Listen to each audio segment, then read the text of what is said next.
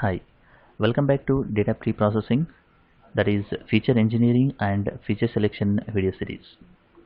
In the previous video, I have explained why feature engineering and feature selection is important in building machine learning or deep learning projects.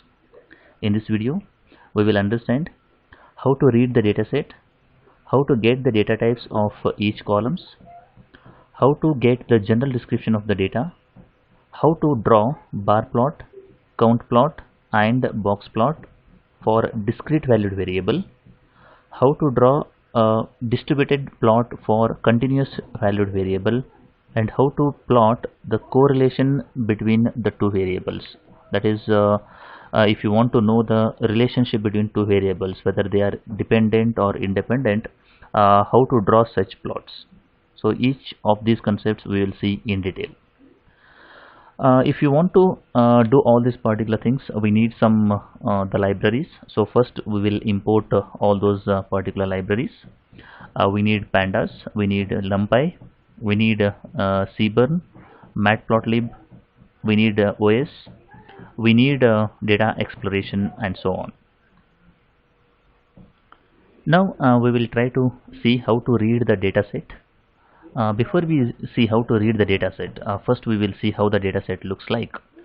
This is the dataset what I'm going to use for this particular demonstration, and the dataset name is titanic.csv. The data is stored in the form of column separated values. Passenger ID, survived, P class, name, sex, age, and so on are the attributes, and each of these particular attributes have some different values here. Now we will see how to read this particular data set. Before we read this particular data set, I'm not interested in all those particular columns, so I will create one list with which I'm interested. I'm interested in only P class, sex, age, fair, SIB, SP, and survived. So I will create this particular list, and then I will use the read CSV of pandas to read this particular the data set. So the dataset is present in data folder. The name of the dataset is titanic.csv. Use calls is equivalent to use underscore cols. That is the name of the variable. So only these particular columns will be read from this particular dataset, and then they will be stored into data here. Next, I want to see whether the data is read successfully or not. That can be done with the help of the head function. Here I am just displaying the first 5 rows here. You can see these are the 6 attributes I wanted to read. I have read those particular things successfully, and these are the first 5 the examples from this particular data set. Now I wanted to know what is the data type of each of these particular columns. So if I want to know that particular thing, we have a function called as get underscore dtypes in explore. We have already imported it from data underscore exploration. That is explore.getDT types, that is dtypes. We need to pass the data where it is present. The data is present in a data variable, so data is equivalent to data, which will return you the how many columns, or you can say that the columns with string type, columns with the numerical type, and columns with all types. So these are the 3 things will be written to you. So I will execute it, and then I will try to display these 3 variables.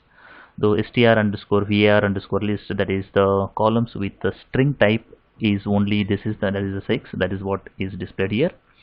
Remaining 5, that is survived, P class, and so on, all of them are of a numeric type, and finally all the attributes are printed over here. So this is how we can easily know what is the type of each column in this particular data set. Now if you want to know the data description, like what is the minimum value, what is the maximum value, and how many unique values are there, how many examples are there, and so on, such kind of things, if you want to see, we have to use something called as the describe function from explore. Again, we need to pass the data, and if you want to store the result somewhere, you can store that thing with the help of output underscore path. You need to mention the output directory here. Now the result is saved, and the description of this particular data looks something like this. There are totally 891 rows are there. Unique values, there were no unique values with respect to survived. There were two unique values are there with respect to this column, that is x, and there were no unique values are there for with respect to any other things. And then you will get the top, the frequency, and then you can say that the mean of this particular column, standard deviation of this particular column, minimum among those particular things, maximum among those things, the first 25% value, the 50% value, 75% value of each and every column will be displayed to you. So this is how actually you can get the description of your data set. Now if you want to plot the different graphs with respect to the discrete variable, or can say that the discrete valued variable, that is possible. I will show you to draw bar plot, count plot, as well as box plot here. So first we will start with the bar plot. If you want to draw a bar plot, we need to use a function called as discrete underscore var underscore bar plot, which is a function under explore again. We need to mention what attribute should be selected for x axis and what should be selected for y axis, and then we need to mention the data, that is where the data is stored, that is data is equivalent to data in this case, and where I want to store this particular graph. You can say I want to store this particular graph in output can say that directory, so I need to mention with the help of output path here. Now if I execute this particular thing, you will be able to get that particular bar plot here. So on x-axis we have p class. P class has three values, that is 1, 2, 3, and you will get the probability of survived, because on y-axis we have survived. Probability of this particular first one, that is you can see here it is around 65%. Second one is around 50%, and third one is around, you can say that the 25%, and so on. Probability of survival if these three are the classes here, that's 1, 2, and 3. Now if I want to draw the, you can say that the count plot, like how many are there. For example, you can see here in this particular p class we have 1, 2, 3 are the three values. So how many examples are there with respect to 1, how many are there with respect to 2, how many are there with respect to 3. If you want to see that particular thing, that can be done with the help of discrete underscore var underscore count plot. Again I am passing p class as the x value, and then on y axis we will be getting the frequency here. Data is equal to data, and where the output should be stored is mentioned with the help of output underscore path here. If you see here the attribute value 1, which is we have around 210 or something. If the p class is equivalent to 2, the number of examples are around 190 and so on. So this is how actually you will be able to get the frequency of the different possibilities for an attribute. Similarly, if you want to draw the box plot, you can draw with the help of discrete underscore var underscore box plot. You need to mention what attribute should be selected on x-axis and what on y-axis with the help of x is equivalent to and y is equivalent to, and data is equivalent to data where the data is stored, and where you want to store this particular output, that can be mentioned with the help of output path here. Now if I execute it, you will get this particular you can say that box plot. On x-axis you can see here p class is there, and y-axis we have fair in this case, and p class has three possibilities, that is 1, 2, 3, and this is the box plot for attribute value 1, attribute value 2, and this is for attribute value 3 here. And if you see here, this is present outside this particular box plot. You can consider something like this, these are the outliers or something. So this is the first 25% is here, the 50% here, and 75% is over here. So this is 0% and this is 100% over here. Similarly, if you want to draw the plot for a continuous valid attribute or a variable, that cannot be done with respect to bar plot or box plot or count plot, we have to use something called as distributed plot or dist plot here.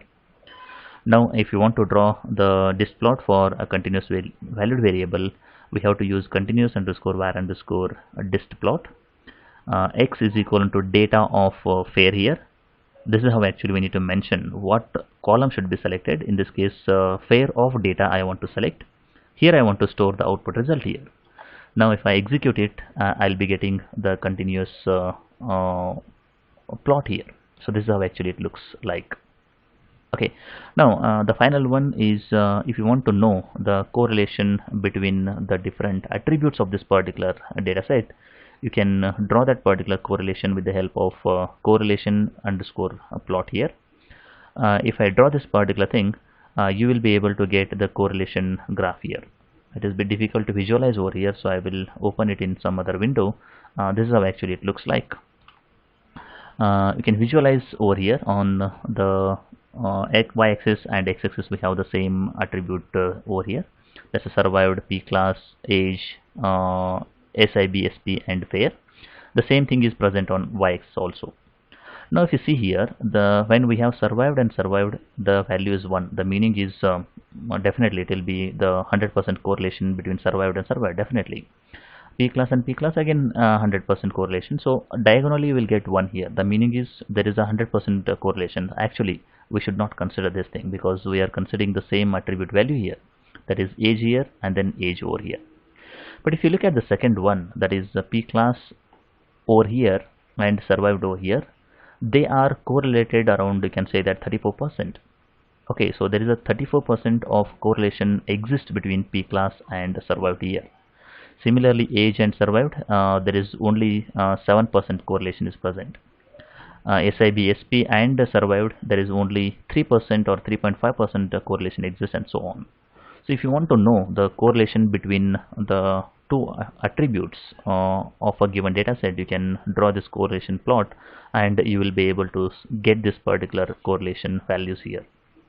If the value is 1, it means that there is a 100% correlation exist. If it is 0, there is no correlation exist between the attribute values. Okay, and actually if it is -1 also, again it is the 100% correlation exists but in the negative direction. Okay, you can see here is a -0.34, but there exists a correlation over here. In this video, what we did is we understood how can we read this particular data from a CSV file, how to know the data type of each column, how to get the data description, how to draw the bar plot, count plot, and the box plot for discrete valued variable, how to draw the distributed plot for continuous valued attribute, and how to get the correlation plot for a given data set. In the next video, we will try to understand how to handle the missing attributes, because when we want to do the data pre-processing, the very important part is to consider the missing attributes, and then we need to handle those particular things with the proper methods. So that we will see it in the next video. I hope this particular concept is clear. If you like the video, do like and share with your friends. Press the subscribe button for more videos. Press the bell icon for regular updates. Thank you for watching.